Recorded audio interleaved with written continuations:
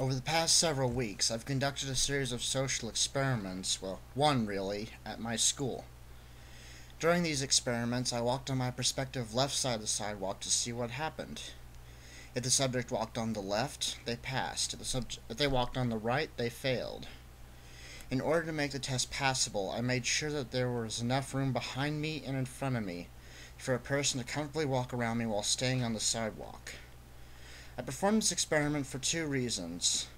One, I wanted to see how many people have conformed to a stupid part of the status quo, to the point of committing acts of stupidity in order to maintain it. Two, I wanted a safe way to free myself from one of the many stupid social norms and challenge people's ways of thinking in the process. After all, there aren't any cliffs or lakes around the sidewalk on campus. The first day showed many promising results. Of the nearly 30 people who passed by, 18 followed my example and strolled by me on the left. However, the rest of them chose to walk in the gravel at their expense. In addition, one person, who happened to be an ancient-looking teacher, decided to lecture me on what side of the road people usually drive on in the United States.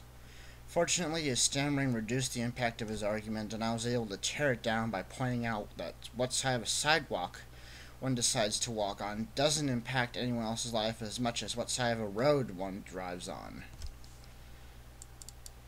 The second day showed similar results, with one exception. The same teacher who argued with me the day before confronted me near my next class. The conversation began with me reminding him that there are no dangerous consequences of walking on the left side of the sidewalk.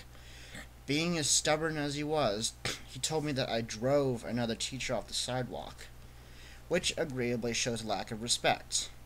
Unfortunately for his argument, the teacher would have been driven off the sidewalk regardless of my decision to walk where I chose. Why? She, just like many other people, was hopelessly conformed to the right side of almost every mode of travel, and the fact that plenty of other people on that part of the sidewalk didn't help too. She failed my test, and now her fellow instructor was trying and failing to defend her, while only implying the fact that many of the other students were involved in my test as well. Next I asked him, "What do you teach?" He curtly replied, "I teach math, which deals with a lot of logic. It isn't logical for you to walk on the left side of the sidewalk." Then, in a vain and failed attempt to strengthen his point of view, which was already strong enough, he threatened to call security in order to escort me to their office so they could sit me down, lecture me, and assist in my expulsion. Even though I only implied the expulsion part, he made it clear by asking me whether or not I wanted to attend school. What did I do in response? I told him that his threat was a faulty argument. In other words, his threat was a fallacy. What kind of fallacy was it? It was a logical fallacy that goes by the name of appeal to force. An appeal to force occurs when the speaker threatens another person in order to persuade that person to do or believe what the speaker wants them to do or believe. I would have liked to point out that his other argument, the one about respecting teachers since they are in a position of authority, fell into another fallacy known as the argument from authority. An argument from authority is usually used to say, "I'm the boss, so I have more rights than you do. If you don't agree with that statement, I will gladly punish you. Therefore, get with the program or you're going to face my wrath." I would have added that second fallacy to the conversation, but because I had another class in less than a minute, I resisted the urge to pwn him and said, "I will move aside for you." This meant that I would let him go by me on his prospective right side because he was whining about me not doing so. He believed otherwise. He thought that I meant that because he was in a position of authority, and he'd won an argument against me, yeah right, I was going to stay to the right in all instances. This was not true. The following school day, I followed through with what I meant. I continued the experiment, though I was much more cautious. When the sun was in my eyes, or if I thought I saw that old bastard, I stayed to the right.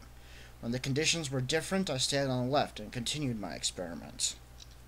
I received a considerable amount of negative responses that day, and I still think that old crone had something to do with it.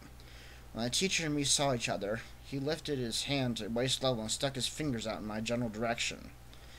And when he turned his back to me, I gave that cranky old man the finger. I didn't do it while he was looking because I know from experience that a cranky old person is usually so set in their ways they'll fall through with almost any threat, no matter how petty. After all, these are the people who give their grandchildren clothes for Christmas. These are the people who believe that seniority and authority equals wisdom and superiority. These are the people who can only find worth in their jobs, no matter how badly and rudely they perform them. In short, these people are stupid assholes.